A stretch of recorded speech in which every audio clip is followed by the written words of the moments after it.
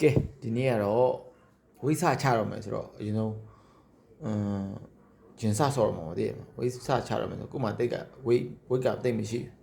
ပေါင်ချင်းကတိတ်မပြည့်တော့အရင်ဆုံးဝိတ်တင်မှုဒီမှာချက်ပေါင်းခောက်ဆွဲဟိုမှာချက်သားလေးကိုဝင်းတာချက်ပေါင်းခောက်ဆွဲဒီမှာဒါမှချက်ကင်နော်ချက်ကင်ဒါပြောင်းမှုလက်ဖက်စီလေးကိုဝင်းတာဆိုတော့ဒါဝိတ်တင်ချင်းကဏ္ဍပေါ့ပြောရင်ဒီမှာဘီယာလေးကလည်းတောက်နေတယ်ဆိုတော့အရင်ဆုံးဝိတ်ချမယ်ဘာညာတည့်မှာတရားပေါင်200ကျော်ကနေ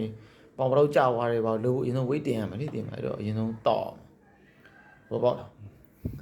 ကန်လာမယ်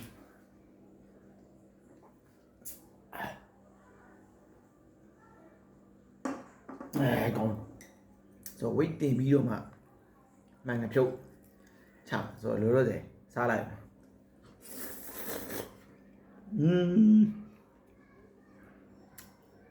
ချက်ပေါင်းခေါ်ဆိုရအရေးကုန်လေး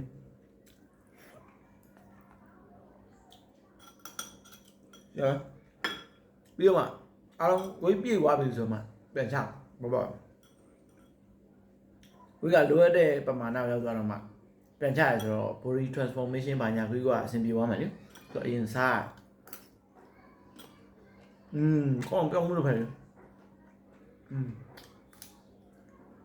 အဲ့တော့မျိုးဟိုချက်ကင်လေပြီးတော့မှ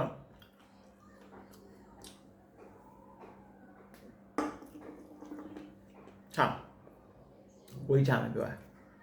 အဲ့တော့မှဆောင်းမိုက်အောင်ညို့တော့ဝိတ်ကြီးတင်းနေ